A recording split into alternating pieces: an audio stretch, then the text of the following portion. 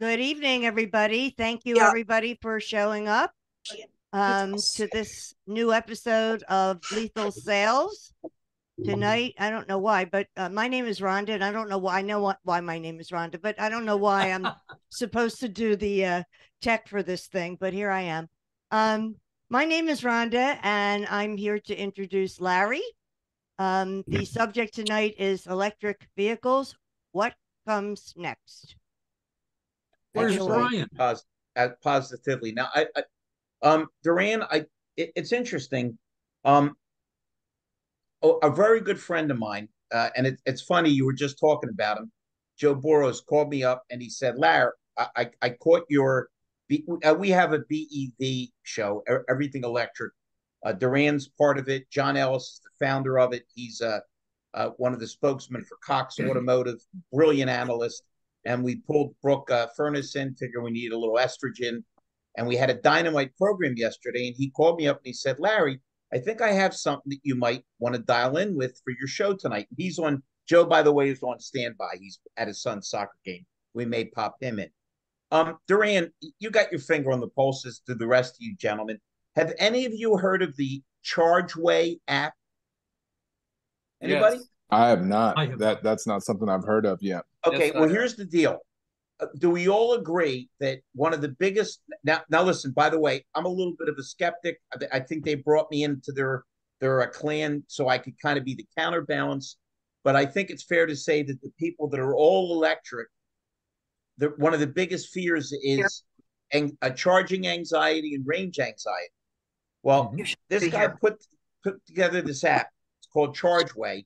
About 60 dealers have it. I think a lot are going to. And what happens is you can embed it right into your dealer website.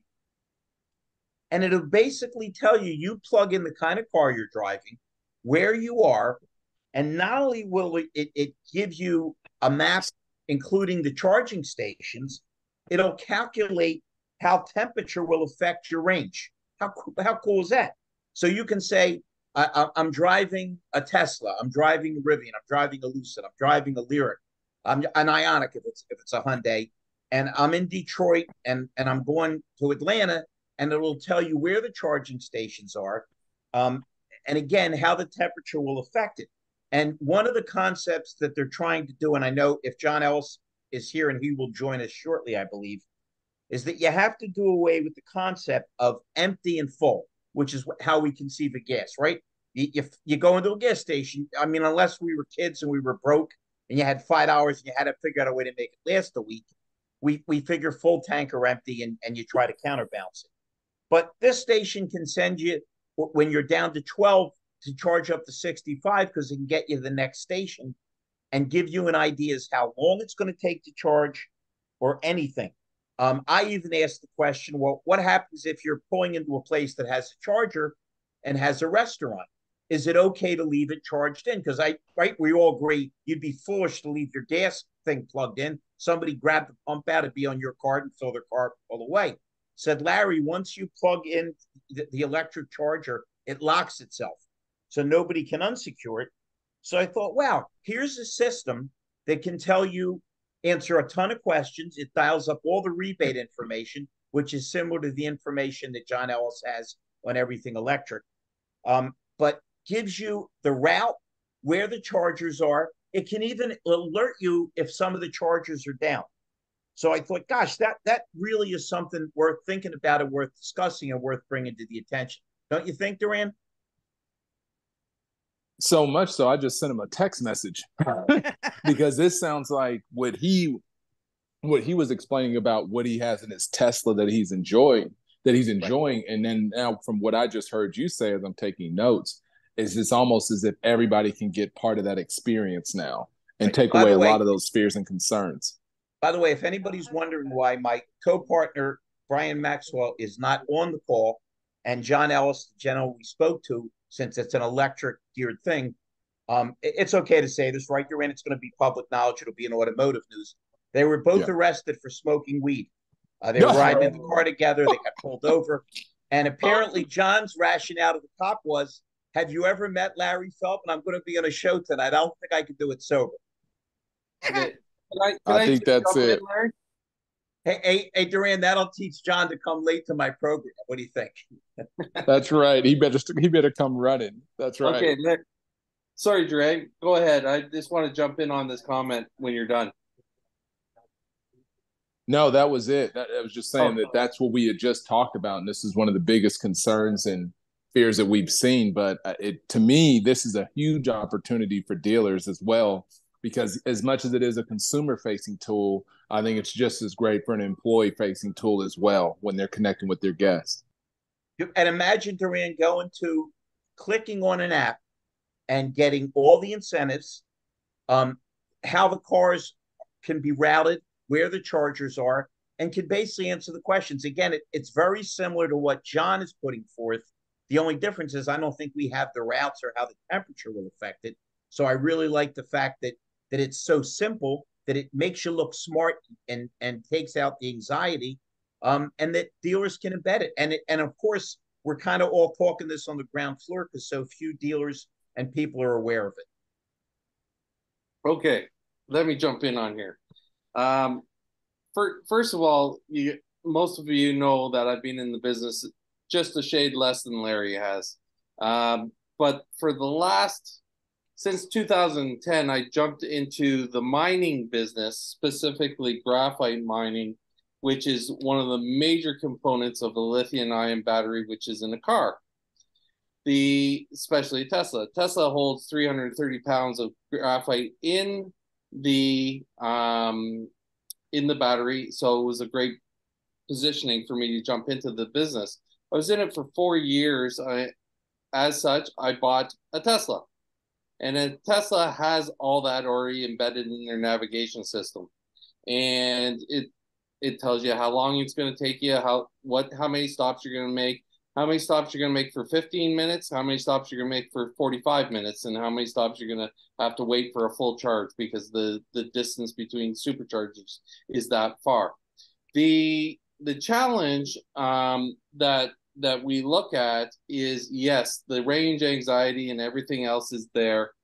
The challenge I look at as an electric car owner, when I've owned 5 of them, is the adoption rate. As the adoption rate increases, where these chargers are, they're going to have to increase the charging capabilities. And now with Tesla coming on and changing the North American standards with 7 manufacturers now, those charging stations are going to be massively filled.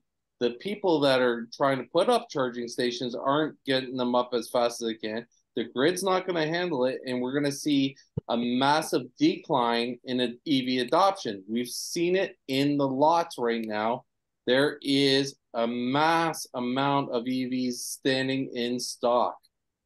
Ford just announced a $10,000 reduction on the Lightning, which was the hottest pickup truck in the planet. It is now hard to sell. So Well, keep in mind, what you mentioned was you had John, thanks for joining us. I just told everybody I found out about the ChargeWay app, which can be embedded in every dealership if they so choose.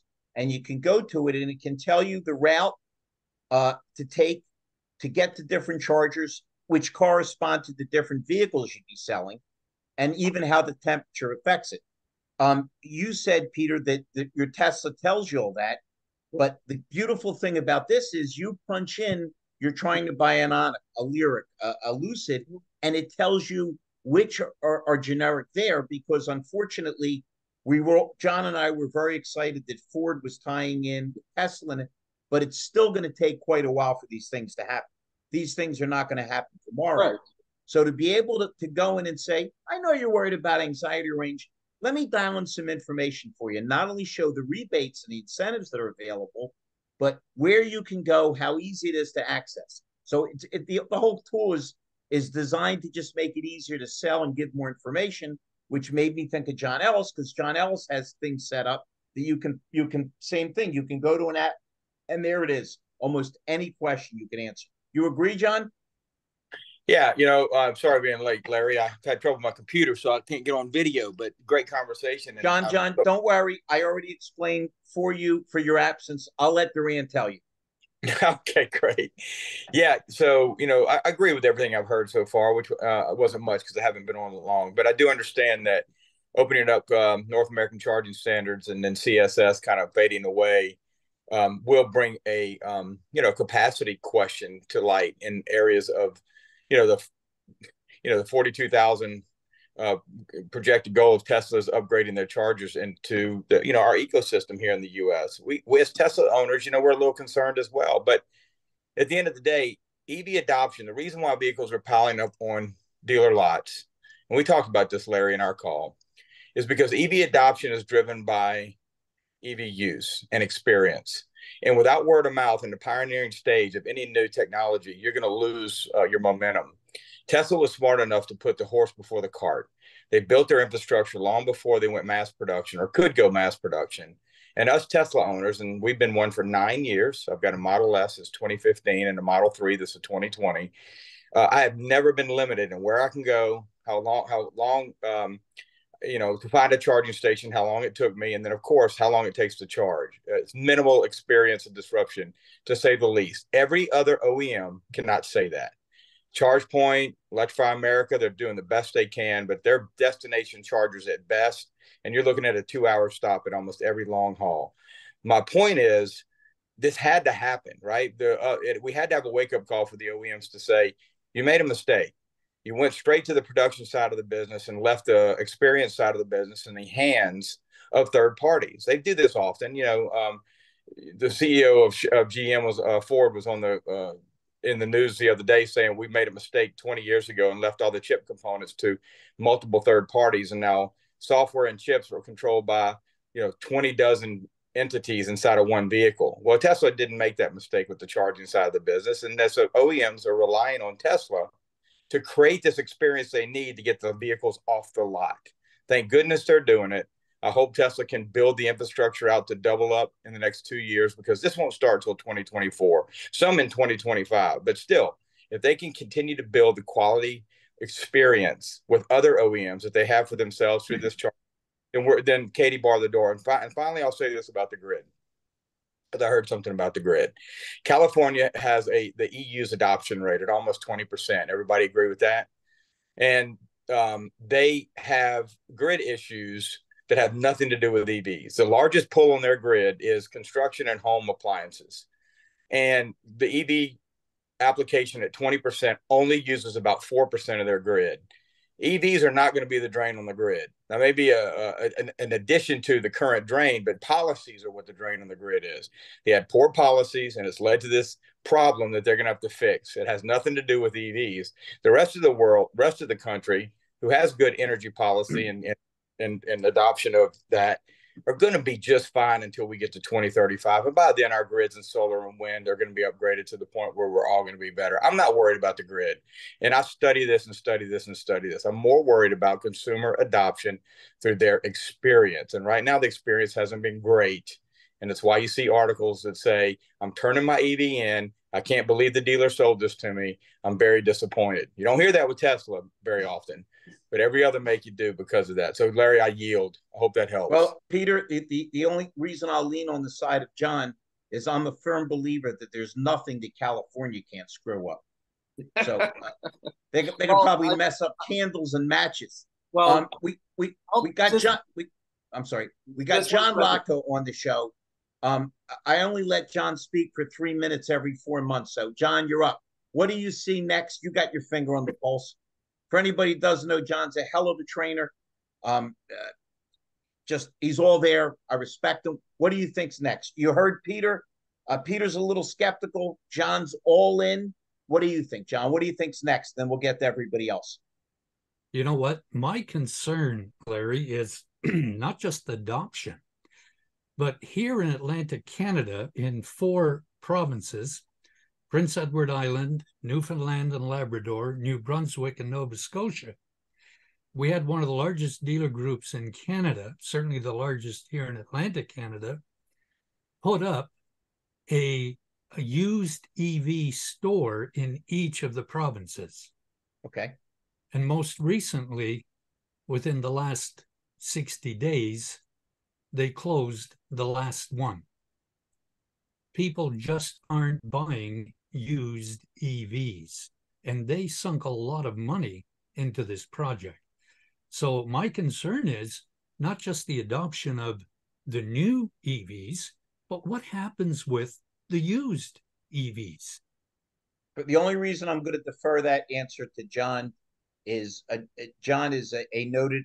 By the way, anybody that's dealing with any dealers that have a problem with used car inventory, not getting it, but how to make it go away in appropriate time, that's John's field expertise.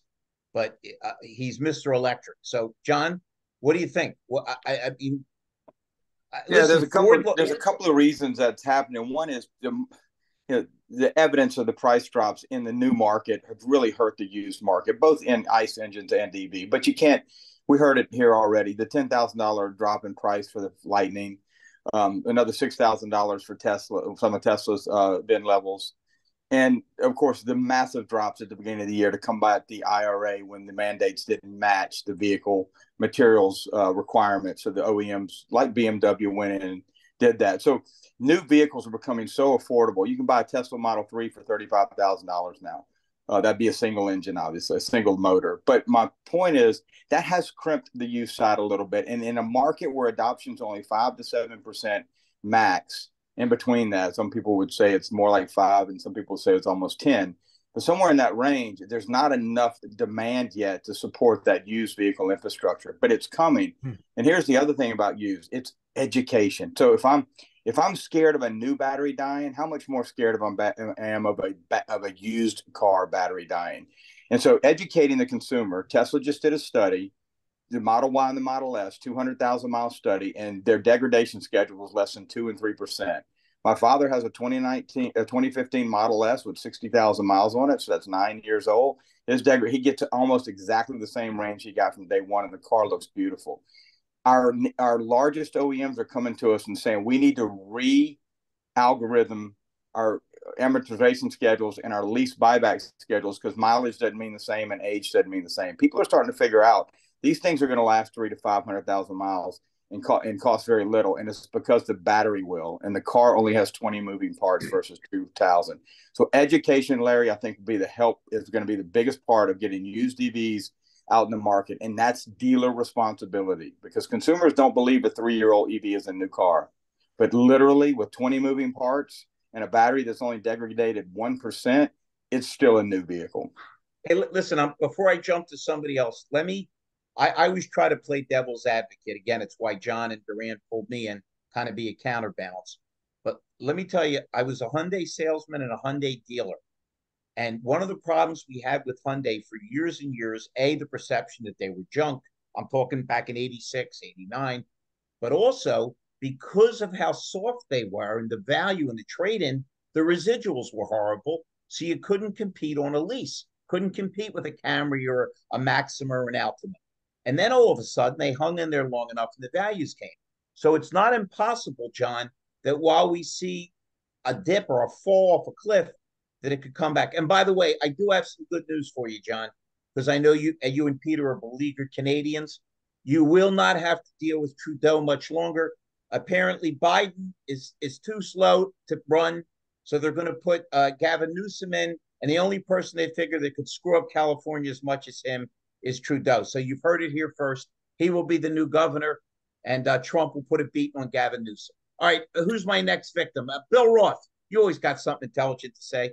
Oh, and Roger joined us too. Hi, Roger. It's a pleasure to meet you, sir. I'll be picking on you later. I don't want you to feel left out. It's in my union contract.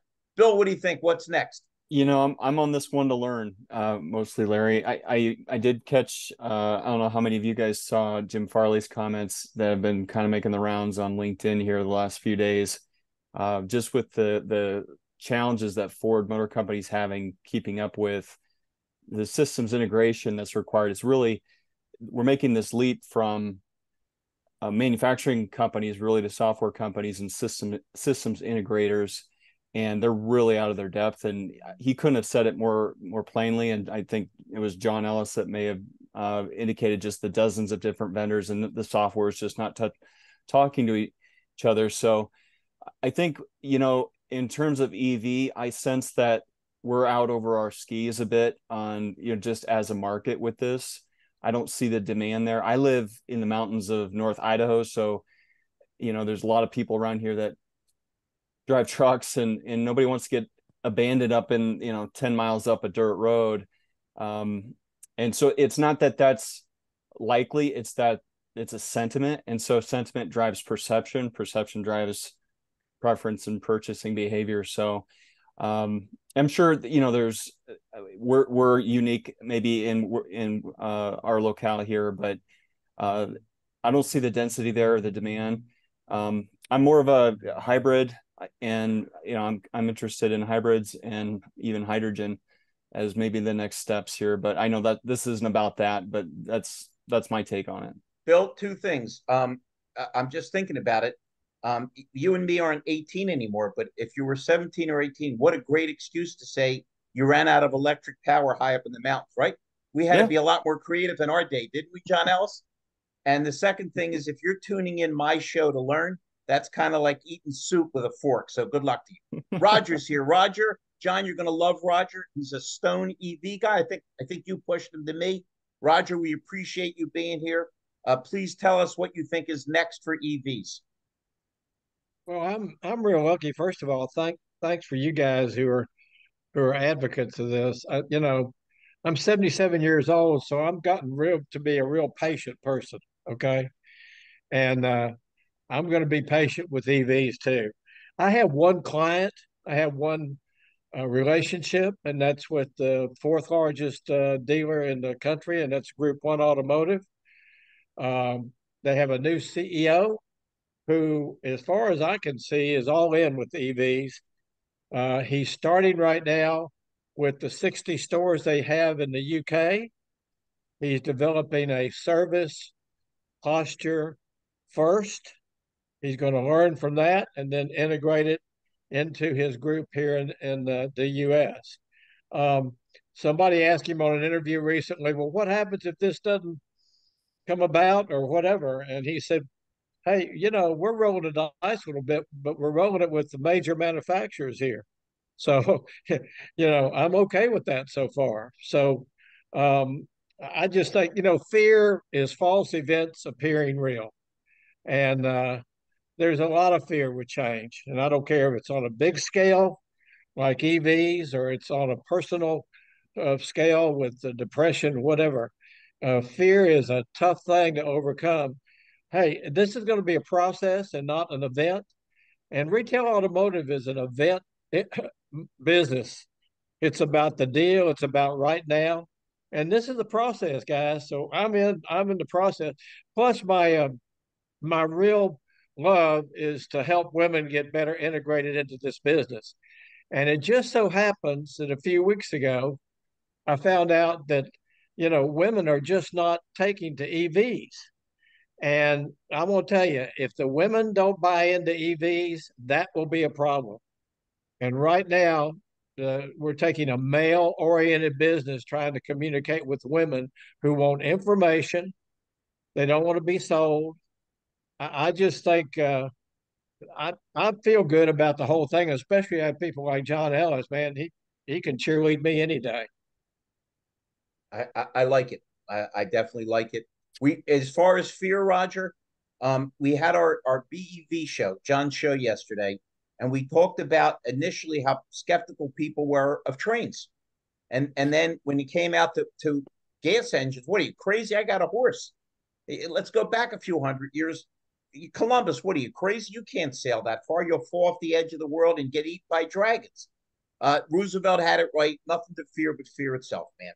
We live and we die in between. We want to have some fun, make a couple bucks, and take a few risks. What do they say? That the biggest risk is not to take any risks at all. Roger, we're super glad you joined us, and I'm going to be looking forward to talking to you in the future. We got my buddy Mike Larkin. Mike, what do you think's next for EVs, my buddy? I've been listening to a whole bunch of experts, and I respect everybody on this panel.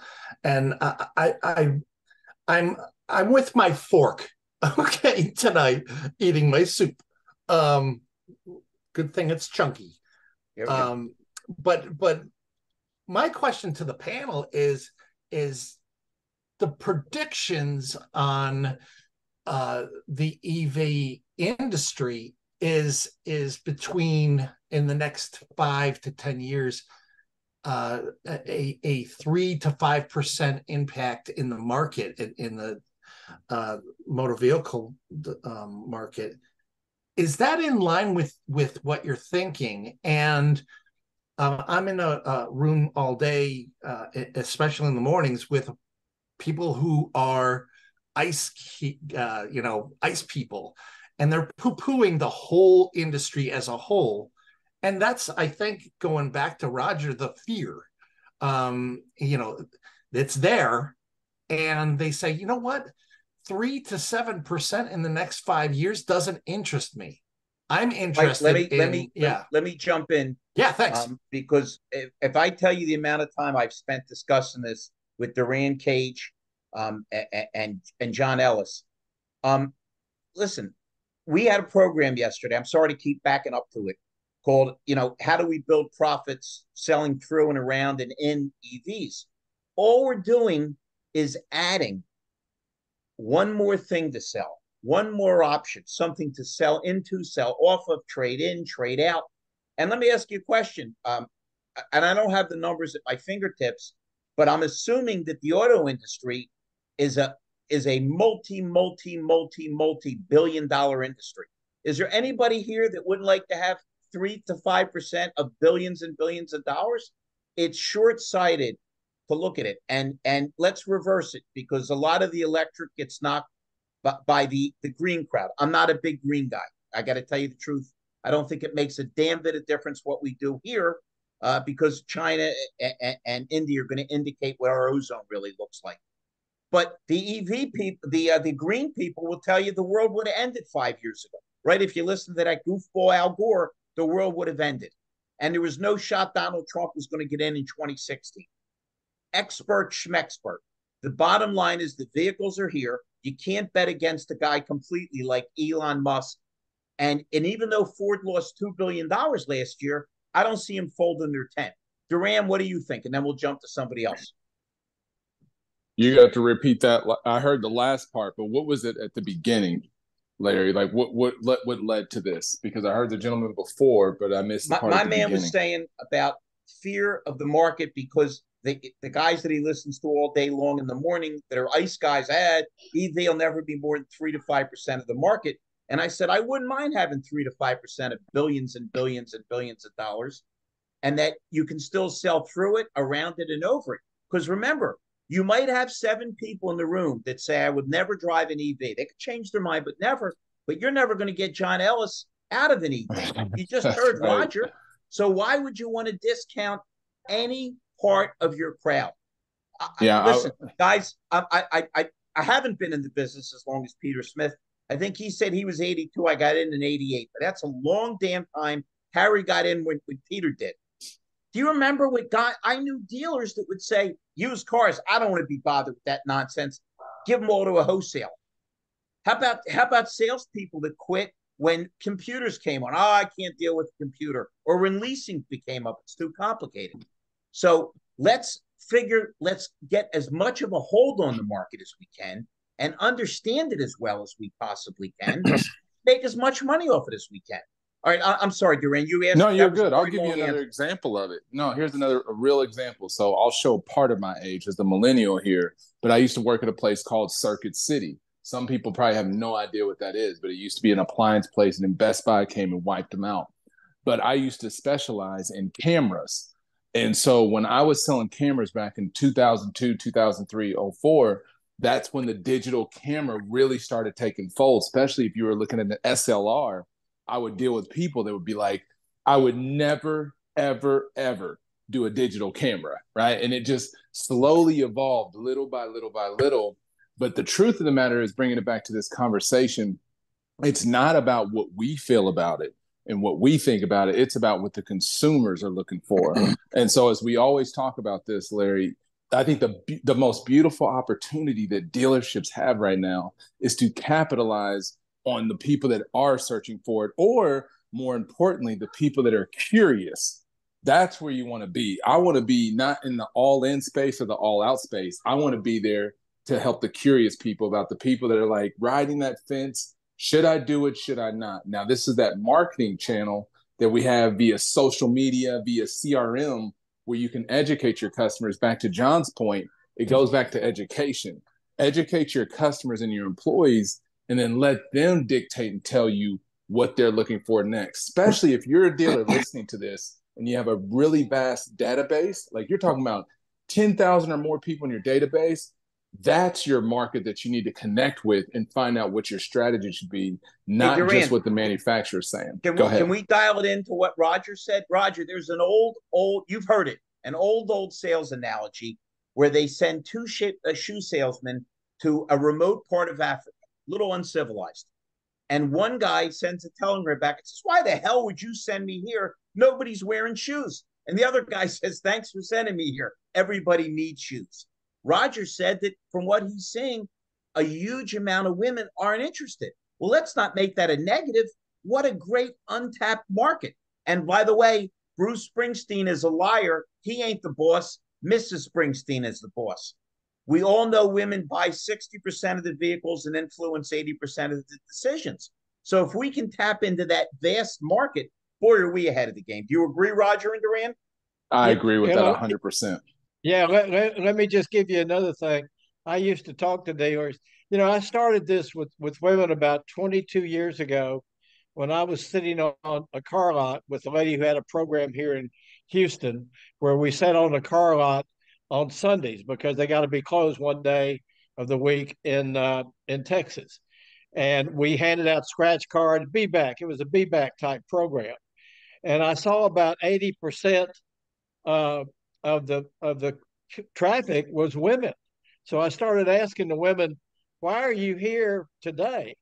And they said, because they're not here. And that told me everything. So the last 20 years, I've been just waiting for the wind to shift from in front of me to behind me. And look, the customer's going to win in this game, not the dealers, not the OEMs. The customer's going to win.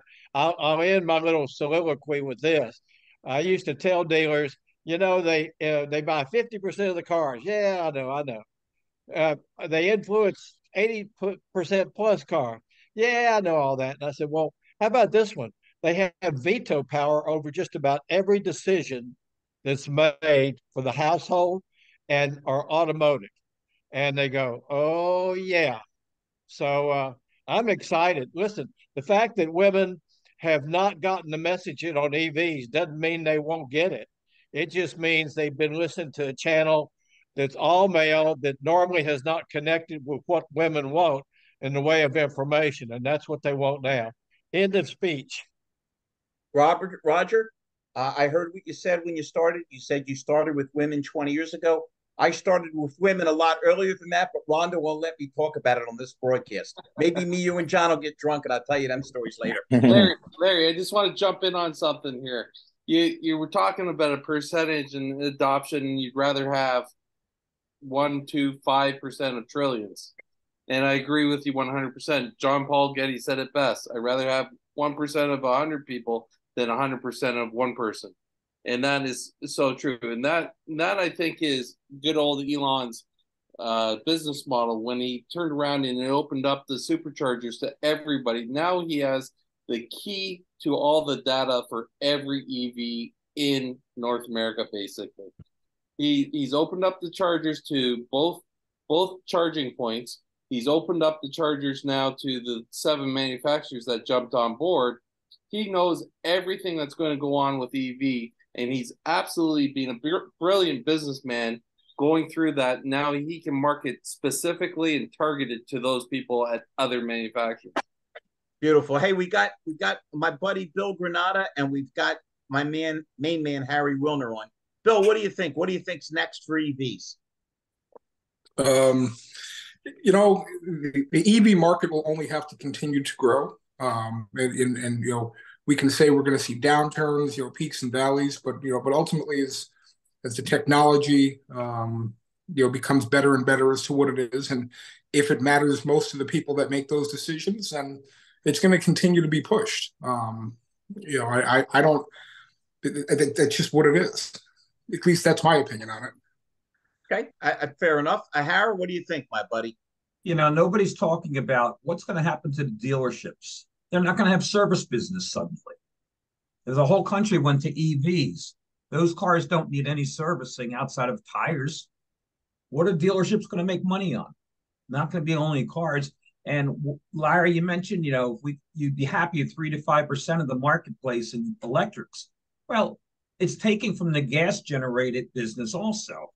And Peter, on your comments about minerals, where are we going to get the minerals to produce the batteries from? I've seen a couple shows about it, and we're so far behind as a country in that, and we're depending on China. We're depending on China for computer problems and minerals. They could shut us down immediately. Harry, and that's a big fear I have. Harry, I'll just give you a little statistic.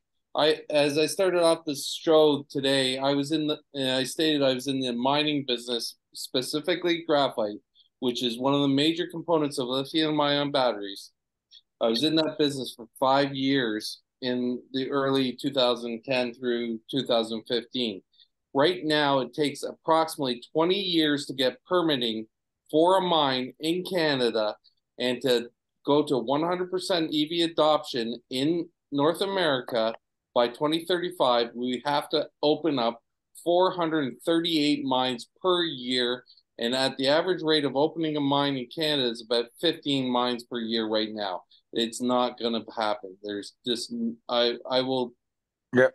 So let me step in here because I think it's super important.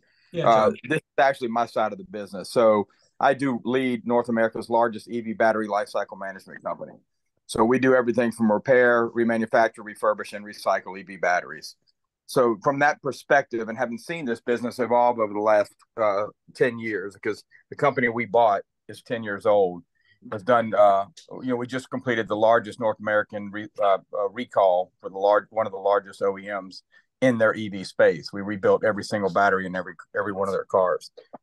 So two things. One is, everybody is absolutely right. And the U.S. has made some strategic moves in the last year to combat this China problem. One is building NAFTA-type alliances with Canada and with Japan and with other allies for these minerals and this refinement. So it's not just for minerals, because remember, China doesn't have all the minerals. China has a refining capacity to bring those minerals into cathode active material.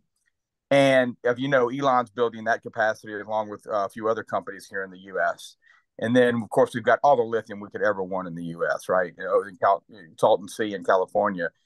But what's even better is we can take back some independence and national sovereignty through recycling.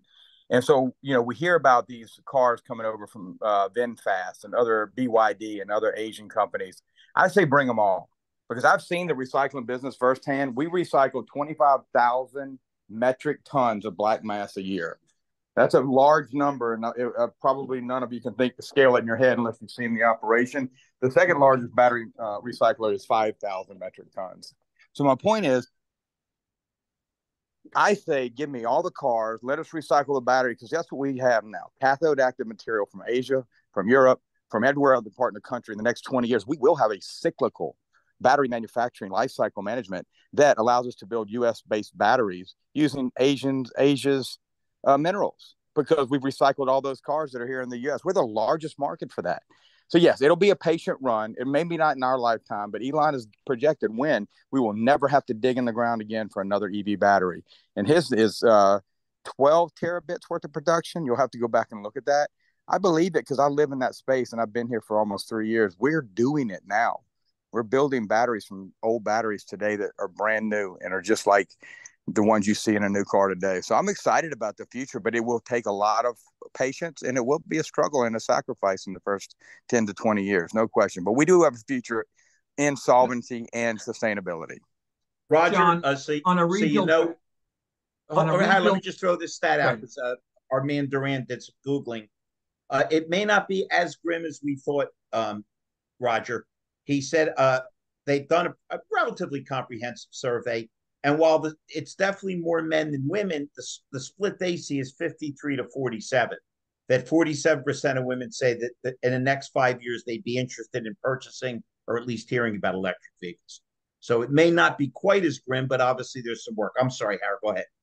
John, when somebody's battery goes bad in the car and the car is out of warranty, what's it costing that person? You read these articles at $15,000 for a battery, even though So I you're think refurbishing. that's a legitimate question. So two things. One is I quoted Tesla's study before. We wish, and we're not seeing batteries that are 10 or 12 years out of warranty in any volume breaking down. It's, if you look at Geotab, who's the world's largest data house for this kind of data, it's in the first 10 years, it's less than 2%. In the first 15 years, it's less than 5%. And there's not enough vehicles out there to make that a number that's even any kind of a sustainable business model. Right. But so saying that, right now, remanufacturing is about 50% of the cost of a new battery. So a remanufactured battery to put back in a car. However, here's the problem. There's not enough supply, broken, bad batteries, for us to take 10 broken batteries and build one good one. Because all we do is module swap, right? We take all the good modules out and then reprogram the BMS, and then you have a brand new battery. But it has to be like modules, right? Like chemistry and those kind of things. So remanufacturing in the future will cut the cost to about half of that 15 grand. And the final thing I'll say about that is this. I save $2,000 a year driving my EV. So that's not just fuel, but it's maintenance and gas. So about $2,200, about $1,500 in fuel alone. And that is DC fast charge at least 50% of the time. So I don't get that cheap home rate. I pay the expensive rate out and about. How many miles do you drive a year? Yeah, so I'm probably 40,000 miles a year. I haven't drive a lot, but my point is typically it's $1,000 a year in fuel savings. So let's just take the average American with $1,000 a year in fuel savings plus another $500 in maintenance and oil changes, $1,500. Take the standard EV battery warranty is 10 years and 100,000 miles. Now, based on models, it could be 12 years and 140, 10 years and 120. But let's just say 10 and 100. 10 years at $1,500 is a brand new battery. You've just now paid for a brand new battery. Guess what, guys? I'm going to be honest with you and ladies. A brand new battery in a 10-year-old EV with 20 moving parts is a brand new car. You've got an engine and transmission. And I know the difference because I just put a transmission in my son's Camaro. And the guy, it was a $7,000 job. And he said if the engine dropped out, it'd be another 15 grand. So and let me say that Camaro is only 6 years old. Okay, John. So, yeah. John, I agree with you 100% on the cost savings. I bought my Tesla Model S because I did about 60 to 70,000 miles a year. Wow.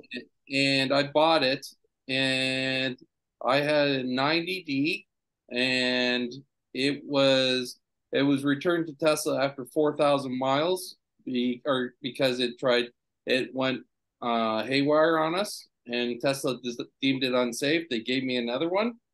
So at that point in time, we drove that car. I put almost 200,000 miles on it. I bought it for the specific reason that if I took the gas cost of a similar vehicle, the Tesla was free. Yeah, it's a luxury model vehicle with premium gas. And anybody thinks different hasn't driven an EV yet. Now look, Chevy Bolt, maybe not, but it's still any kind of other than that, right? Nissan Leaf, maybe not, but every other EV is a premium vehicle. And John, just a thought. This is a show about what's next. I forget about politics. I'm not being a smart aleck. No matter what happens in the next big election, we have to move towards deregulation because as we've proven with the lunatics we have in now, you can't shut off gas. You can't shut things off before you have things that make sense to replace them or to roll through. And they've made it so difficult to do any kind of business that I think just naturally we're going to have to get back to some kind of sense of the business of business is business. Just my thought. Agreed. Well, Larry, you know this. I'm a fan of the father of modern electrification, and we know his name is Elon Musk. untie my hands. We got to drill. I'm an oil. Look, I live in Mississippi. We're an oil and gas company, right? And so, in entity services all over the place. People get mad when I drive my Tesla. They think I'm taking their lifestyle, their livelihood away. But at the end of the day, listen, oil and gas isn't going anywhere. And Ron, to set up some kind of GoFundMe, I say we get John Ellis drunk and make him call Elon Musk and we tape the conversation. That would be much more interesting to listen to me blather on and on. We won't hit electrification adoption like we're looking for unless we continue leaving oil and gas alone and let them do what they do. And Elon agrees. So yeah, I'm with you. I'm on board with that. Absolutely. So if that scenario changes, Peter, then everything changes. You know, things Larry, exist and don't exist, and then all of a sudden things change and they don't change. Listen. It's 35 years ago, and you and me say, you know what, we're rich now. Let's invest. Should we go VHS or Beta? What's the difference? They'll both be here forever. And I'm so old, I had an 8-track in one car, an 8-track. Then we thought cassette was the wonder. And now I bought my own lease out because it had a CD player, and I got 5 million CDs. Things might change. And again, my only argument is I'm not as gung-ho as John Ellis. I don't lie to my friends. But to turn your back, to completely discard a piece of the industry that's that big doesn't make any sense. And our whole format is educate the people, like Roger said. Make them more comfortable. So if somebody comes in, they don't fumble. Let me add one thing, if I can, to the service angle. I'm watching Group One. It's a pretty big organization, so they're worth watching as a model. Right now, they're okay with the service on EVs. And let me tell you what they're finding out. 60 stores in the UK. And as the CEO said on an interview the other day, you know, we've got EVs running out the kazoo in our shop. Suspension, electrical, tires. Yeah, dealers hate tires. But one of these days, dealers are going to find out that tires are the key to retention. Okay? But I will tell you that so far, so good. Group One is not missing oil changes worth a darn. Okay? Because the oil changes can be just as strong a positive as they can a negative. All right. And so Roger, I'm with you. The argument for oil changes and particularly tires is with conventional IC vehicles, that if you lose that business, if they go to a shop, you never see them again and you lose the second purchase. Agreed. Absolutely. People, you know, the tire thing, you know, there's a guy by the name of David Boyle who has a strip that people run across for alignments and this type thing. Bless his heart, he's been trying. I think I watched him for 5 years trudge along. His time's going to come because EVs run out, the tires run out. And if you can get people like women to be dependent on you for tire service, good grief, watch what happens with the retention. Anyway, I don't want to get on tires. So far, so good with Group One, with the service on EVs in the UK. It's 60 stores. It's not a huge sample, but so far the CEO of Group One is quite okay with the service model they're building in the UK. Well, Roger, I'll just say one other thing because I think it's important. I'd love to know if you see it. I have some Ford clients who are one is thinking about his son doesn't want to take over the business. They're thinking about selling their dealership in the next few years. And Ford has told him, if you don't come on to EV, we're going to buy you out, not let you sell, and we're going to shut you down. And so they're trying to reduce the number of dealerships, but they're looking for the ones that have educated and adopted the electrification transformation of automotive retail. And then they're going to help build that part of their business up and put money into them. So I would say to dealers, don't bury your head in the sand. You don't have to go out and invest millions, but get educated, educate your people, create experience centers like Hyundai did with the Genesis when it came out years ago, and get known for an EV experience center and education hub in your market. And OEMs, your manufacturer will fall in love with you again. Then you can, once the weeding out is done for the ones that say buy humbug, you'll be left standing and stronger than ever. Because again, and it's not going away. Stop trying to predict the future. I got to tell you, I've been in AA for 38 years. I'm so grateful that I gave up trying to run the world and predict what was going to happen. You know, I just try to go along with what happens. And right now, what I'm seeing, it's a process and not an event with EVs. But if you bail out of the process, I think you're going to be sorry. Well, let me just jump in here. I agree with John. I agree with Roger, and I agree with a lot of the people who have said things on this panel today. One of the things that I'm going with is, again, we're putting a timeline on something that we should never have put a timeline on. We should have encouraged people to adopt rather than mandated it. We can't turn around and turn our backs on ICE because ICE is too large of an economy, and if you take that economy away, then there's going to be a collapse. As an EV owner since 2016, and multiple ones, I've actually gone away from EV and gone back to hybrid because I've looked at how it benefits me, and the EV, even though that was there for my original reasons, it's not there anymore.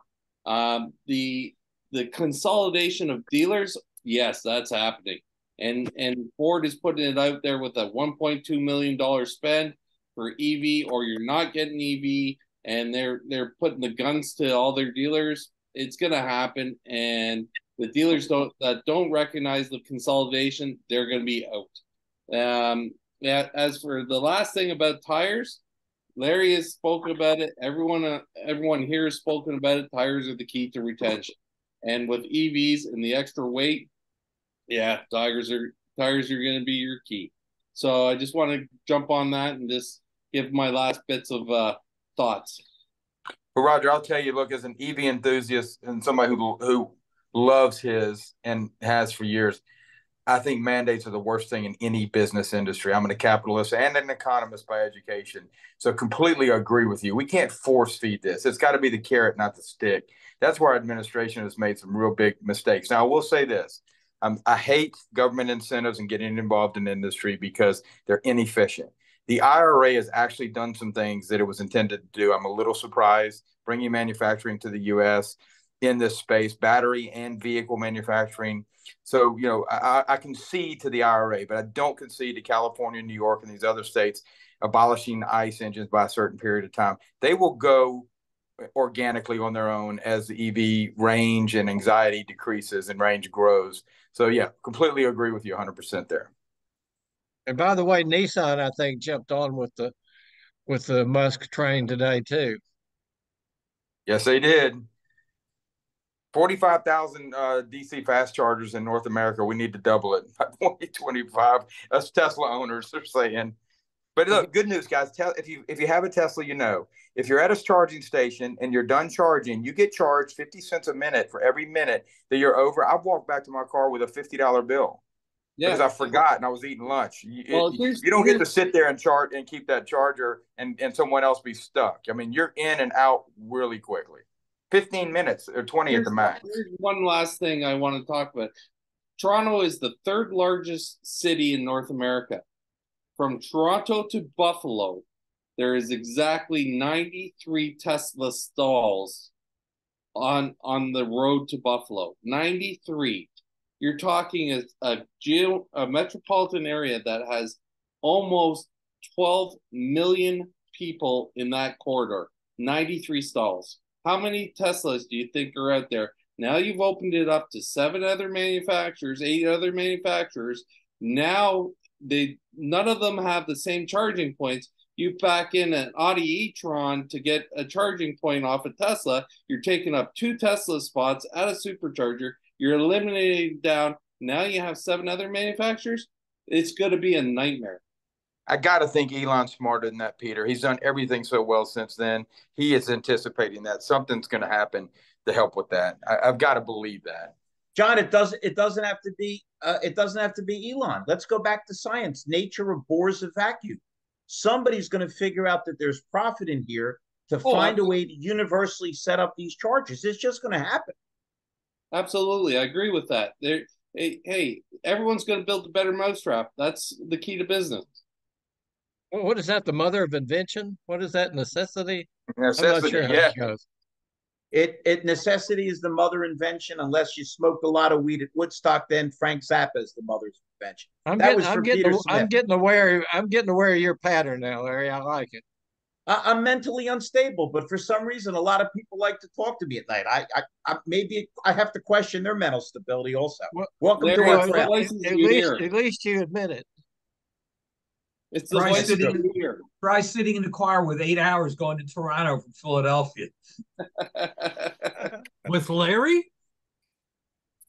Oh, He never had so much fun his whole life. And all he eats is hamburgers. That's true. I'm not gonna argue. Listen, as usual, we got the right mix of people. We got a lot of opinions. Bill, John, Durran, Mike, anybody have any thoughts or anything we didn't cover or anything you'd like us to cover in the future? Because if we really, you have no idea how much we appreciate you guys joining us.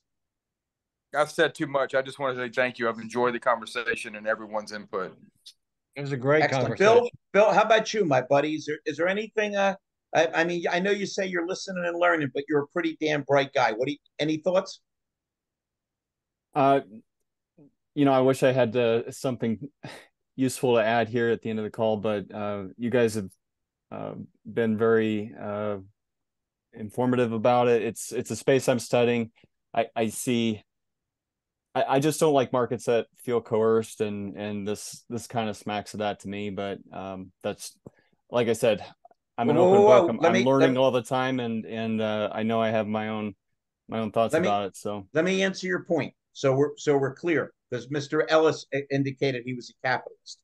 Okay, I happen to be what's called an American. I was blessed to live in the greatest country ever conceived, where we have freedom, and a bunch of people that didn't pay attention and didn't realize the greatest thing you can have is the right to vote.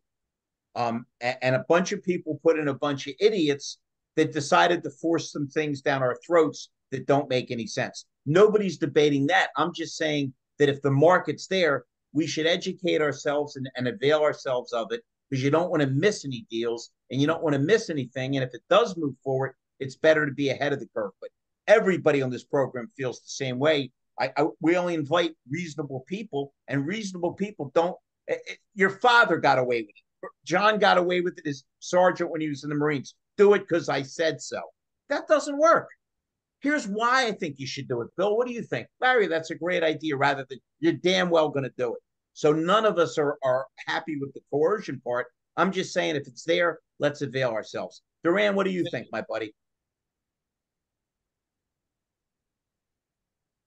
If I can find my mute, but no, I was just going to say thank you, and I think this is a great conversation for both sides. That's what I would take away. Is just, if you are on again, it's not whether you're for it or against it.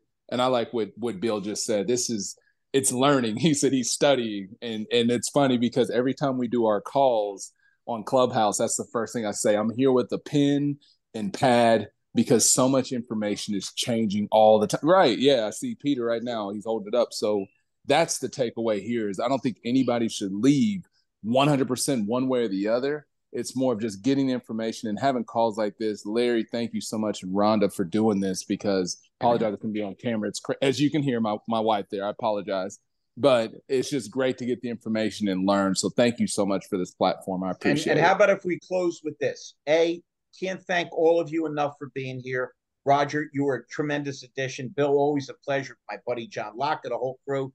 Let's quote with my all-time most respected favorite human being, Ben Franklin, and it sounds like an Elon Musk or a Steve Jobs quote, but he said it in the 1700s. When you're finished changing, you're finished. So let's continue to grow and learn. All right, stay healthy. We'll be here next Tuesday. I promise to stay off my meds, so it'll be a nice, lively conversation next Wednesday. And God bless you all. It was great to hear from all of you. Awesome stuff, Larry, as usual. Thank you, everybody. Thanks, everybody. Thank you so much for coming. You're the best. thanks, everyone. Take care. Bye.